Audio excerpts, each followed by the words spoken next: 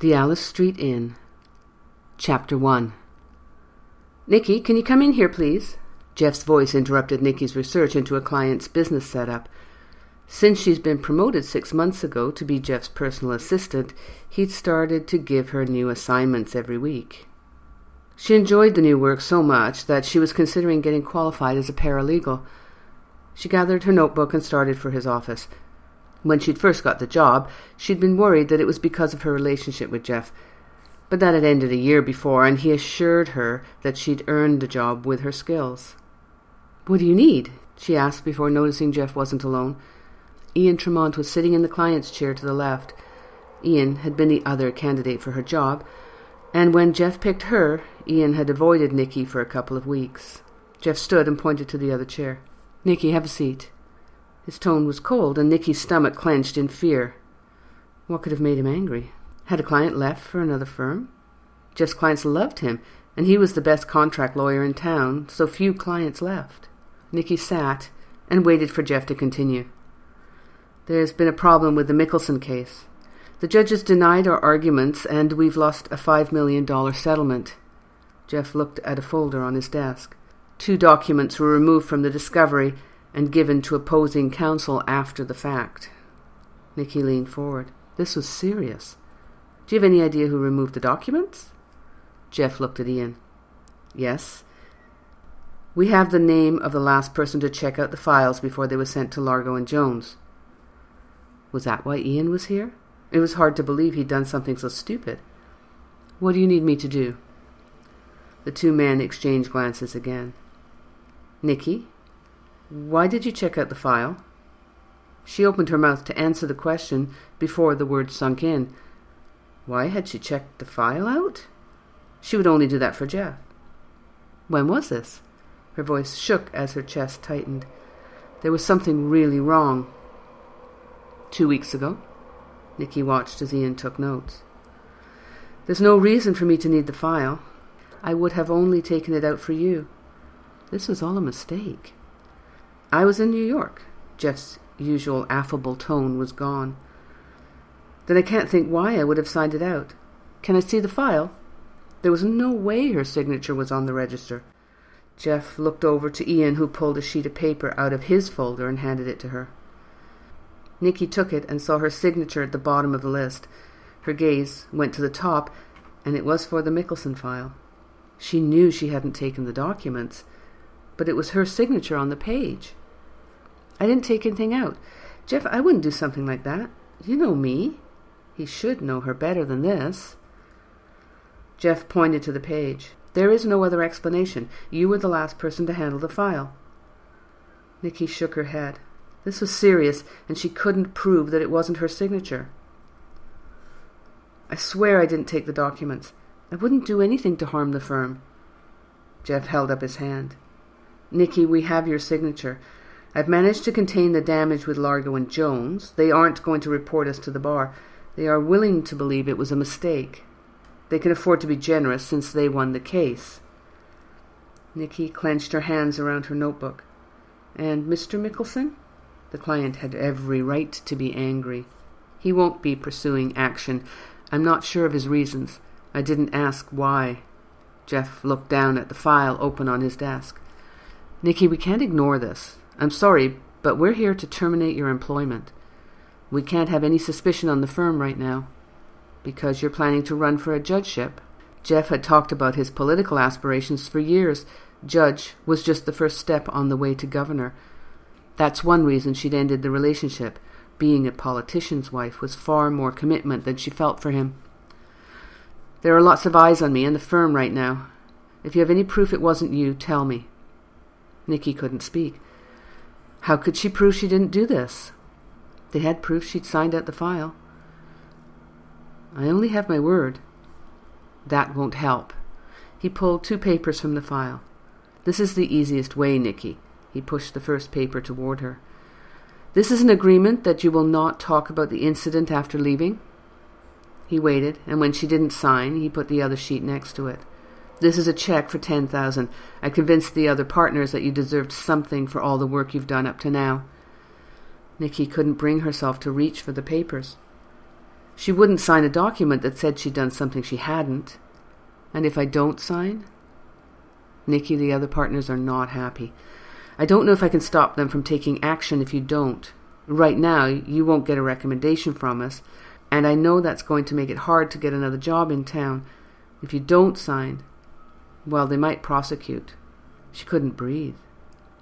If I sign, then I can walk away. I'm not saying I did anything wrong. If you sign, there will be no repercussions. Nicky fought her qualms. Was she willing to just sign and leave? She reached for the paper. Working at a law firm had taught her never to sign anything she hadn't read. It was only one page. The firm wouldn't prosecute if she resigned and didn't disclose any details. Her stomach turned at the thought of fighting them. It would get dirty and no one would hire her even if she proved herself innocent. Jeff was right. She should just sign and walk away. The 10,000 would come in useful while she tried to figure out what to do with the rest of her life. Reaching for the pen that Jeff had placed beside the check, Nicky signed. She had no feeling, no connection to the action she was taking. She looked up as Jeff pushed the check toward her. His face was calm. Ian was looking at her with the faintest of smiles on his face.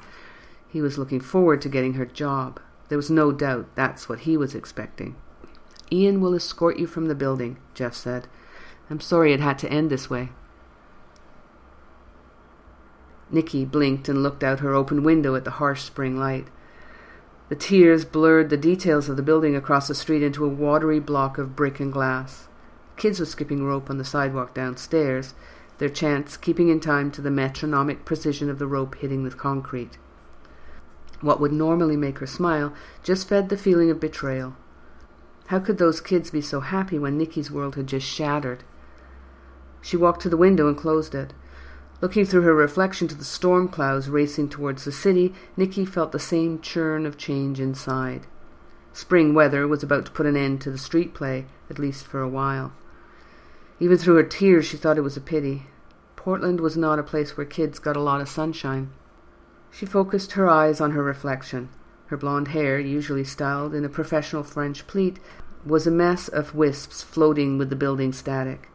She was still wearing the suit she'd put on this morning, pale grey with a lavender shirt. The only decoration was a string of pearls that hung to the second button of her jacket. Swiping at her eyes one final time, she turned away just as the first lightning stabbed the clouds. Nicky marched into her bedroom, pulling off the business clothes as she went. She changed into a pair of pajama bottoms that were covered in pink bunnies and a white undershirt.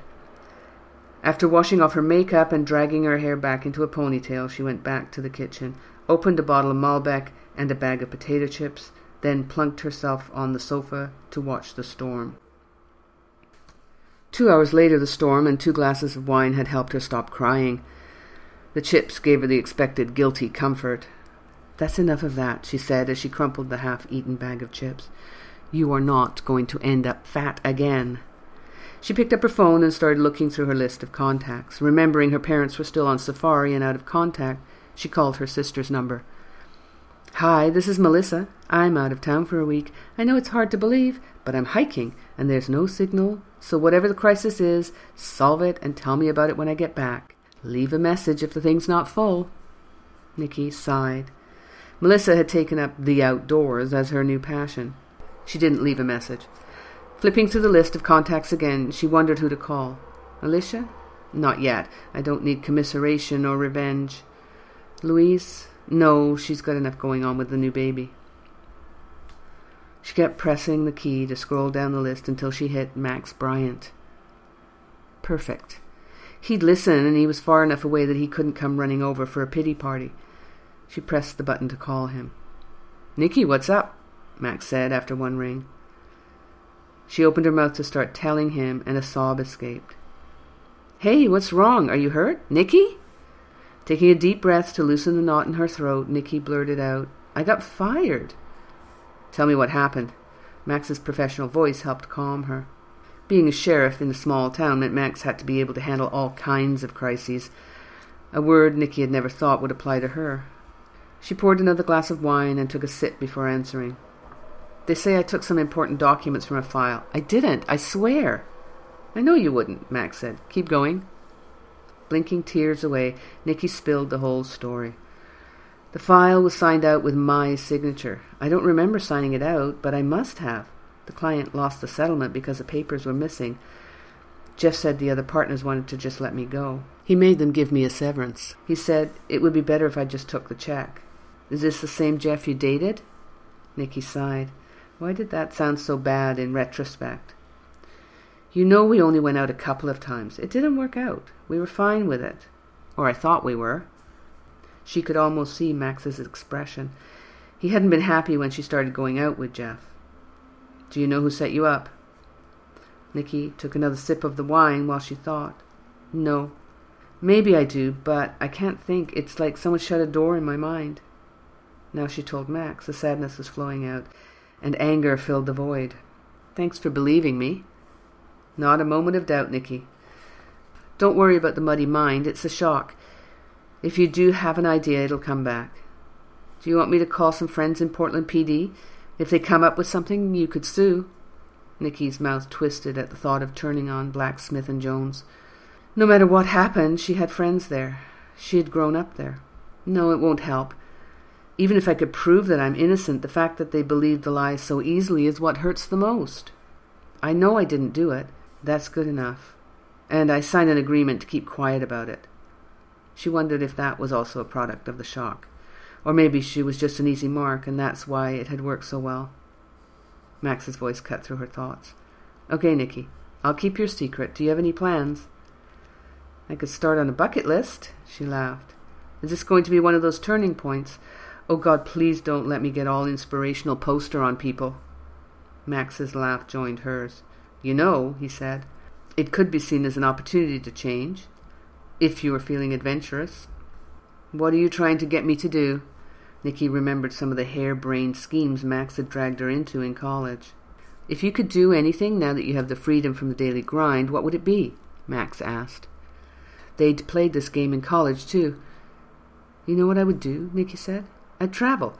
I'd work my way around the world and have adventures and meet all sorts of people. And why haven't you done that? Max was totally serious. I've been busy. And now you aren't. Nicky knew that Max didn't really mean her to travel around the world, but the idea was starting to settle on her. She had some savings and the check. Her passport was up to date, and she was going to have a hard time getting a new job as a personal assistant for a while. You're right. I could go. If I knew how to be a waitress or a nanny or, I don't know, anything I could use to earn a living, I'm not sure organizing someone's day is going to get me far. No, but I have an idea. Of course you do. A buddy of mine has an inn that needs a manager, here in town. Max seemed to be waiting for a response, but he continued after only a short pause. You could do it with your eyes closed. He waited again, but Nicky kept silent. It would give you some skills to use on your travels. Nicky looked out the window again. The storm was completely gone. It was a rare, sunny afternoon in Portland. Where is this inn? Here in Riverton, Max said. You would be out of the city. Nicky pushed her wine glass away and glanced around her apartment. Even though she'd lived here for 2 years, there were no pictures on the wall. The furniture was rented, and most of her belongings would fit into her suitcase. Okay, why not? What's his friend's name? Tell him to give me a call.